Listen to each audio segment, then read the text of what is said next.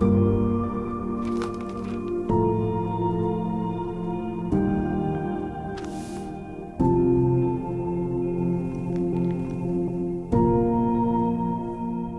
to another edition of Maverick University. I'm your host, David Hallberg. Joining me today is Dr. Keith Gomez, Pastor Emeritus of Northwest Bible Baptist Church and the founder of Providence Baptist College. Thank you so much for coming in. We appreciate you being here. Joy to be here. And so I want to talk a little bit about what your burden is for our churches of the independent fundamental Baptist movement. Where are we? What do we lack? Almost kind of a state of the union, if you could. And just give us a challenge about what we could do in our churches that would be better. Yeah, well, when I started traveling, which was actually when I was in Bible college, traveled to the point where Brother House had to make rules against us not to travel so much because he wanted us there. Yes, sir. And so I was doing that before I went to HAC, and then I did it while I was there. And then when I took the ministry here, we did. And there was such a difference back yonder, and that's 45 years ago, whatever. And but when I got here, it had been 40 years. But I mean, even when I was in college, everybody was fired up. We had great soul winning churches. If you got mad at Brother Gomez and you went across town to another fundamental independent Baptist church, you got the same medicine there. But now there's different levels of fundamental independent Baptist churches. I mean, you got some that have absolutely no standards. Even no King James Bible, they call themselves independent Baptist. It's amazing, the changes. But back then, it was a pleasure. And down through the time, I began to see things change tremendously in attitude and start splintering into camps. I still preach in all, I guess, if you want to call them camps, all camps, if they believe right. I line up with people that believe right. I don't line up with camps at all. But anyway, so what I've noticed now more than anything is we're getting away from what made us what we are. The soul winning, the separation, the Bible preaching, the shooting a 2-foot flame out of your nose. Now we got individuals that are trying to be little teacher boys and cool dudes and it's really amazing. And they think that what we have done in the past will not work now, and that's the most foolish thing I've ever heard in my life. And the great churches today, they all have the same basic criteria. You got a preacher that's a man of God that fears nobody, could care less about his reputation.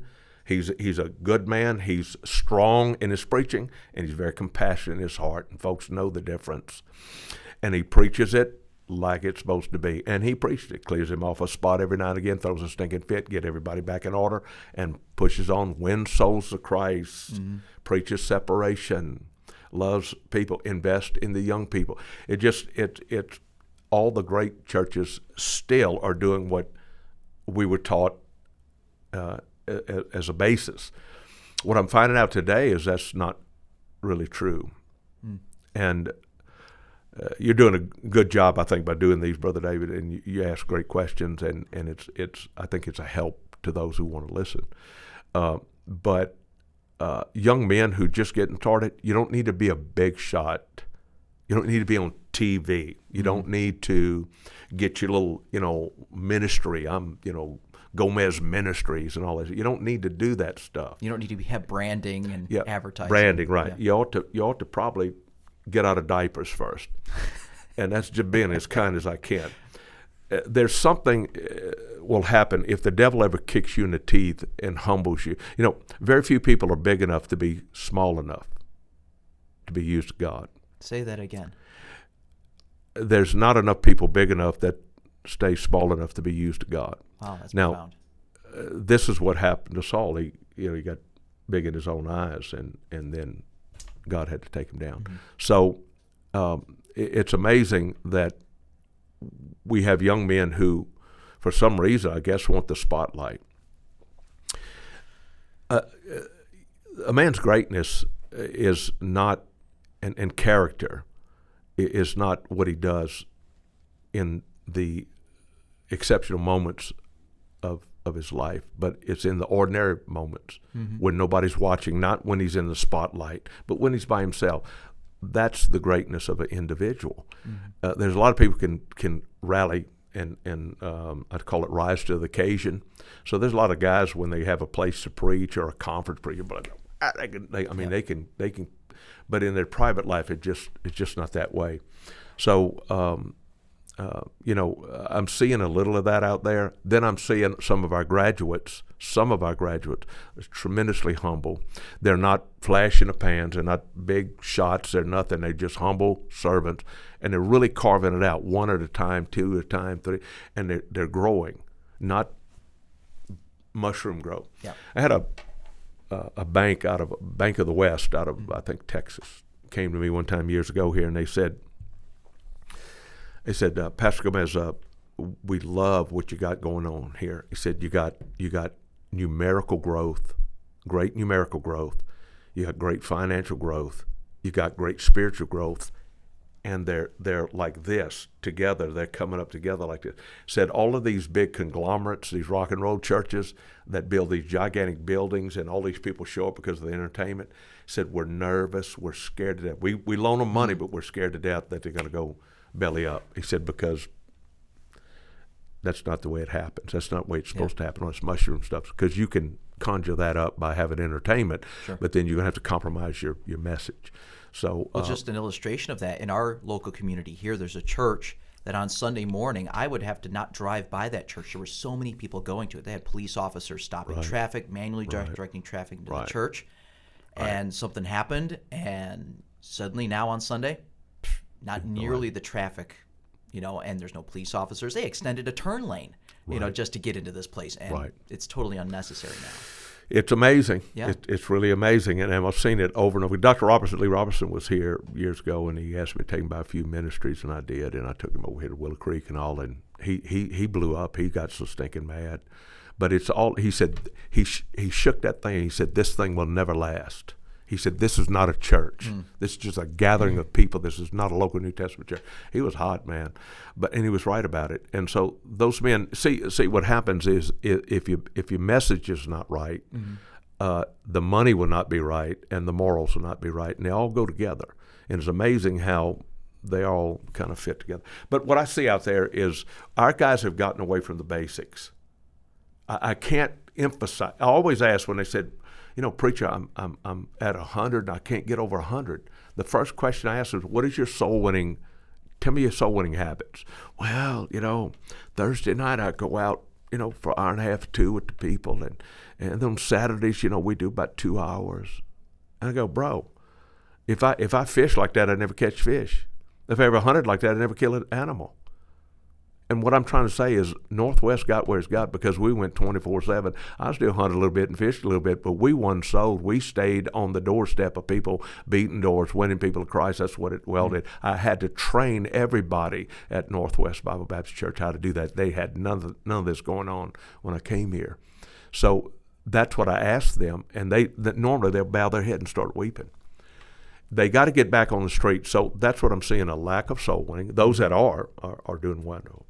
I'm gonna pitch something here at the college. Nobody's gonna believe, but I was offered this past week that if I can find a young man that's willing to go out as a full-time soul winner and win families to Christ, get them in church, that we can take care of his salary. I was offered that I'll take care of his salary.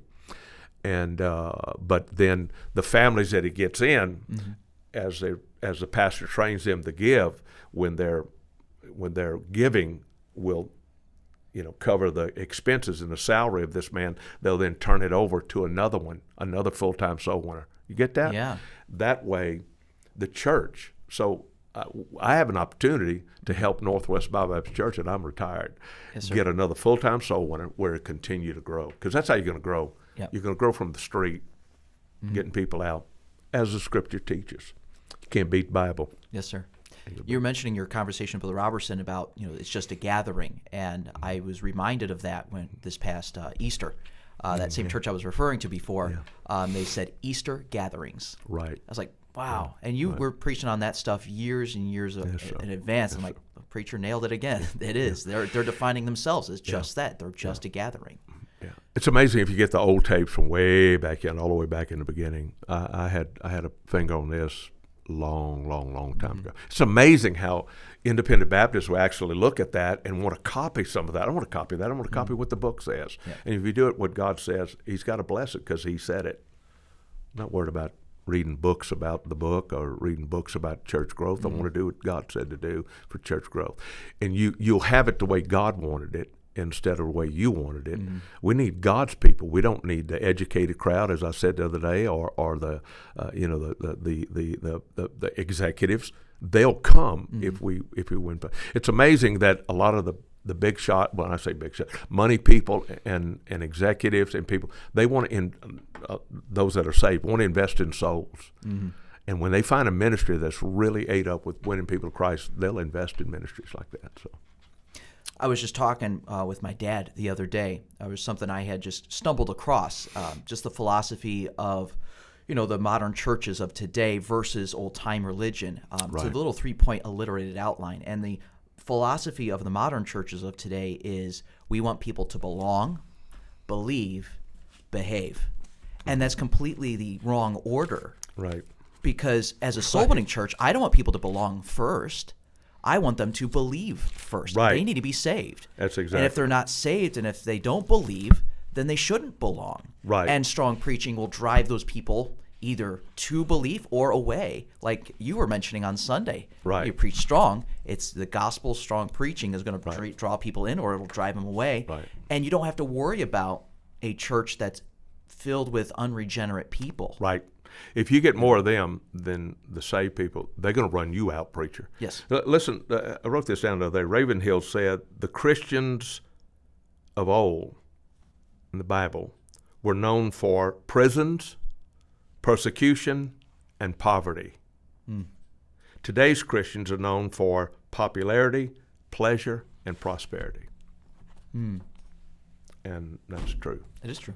And that's another thing. Just you asked about that. We got to get back to the, what am I seeing out there? And some of the young men need to learn, and we do that here, right? Learn how to deal with finances. A preacher's not a businessman, but he needs to know business. I just come from a national conference where a guy said that this evangelist is the first man to take me out soul winning, and he graduated from my alma mater, which is the soul winning mecca supposed to be of the universe at the time. Yeah. And I got thinking, what happened there? And he said, well, he was dropped off on a bus route. I meditated on that when coming here today. He dropped off on a bus route and, gather a bunch of people, get them on the bus and go. At Providence Baptist College, unless something's changed, and it should not have, is when a student comes here, we put them in the Fisherman Club, teach them how to win a soul to Christ if they don't know already. And then we transfer them into the bus ministry where they can win the parents, etc., and the boys and girls of Jesus Christ. It's a shame that people are graduating from Bible college don't know how to win a soul to Christ. Dr. Frank Norris, I heard him on tape say, if you don't know how to do the personal work, you should not get a diploma from this place, and you will not get a diploma from this place.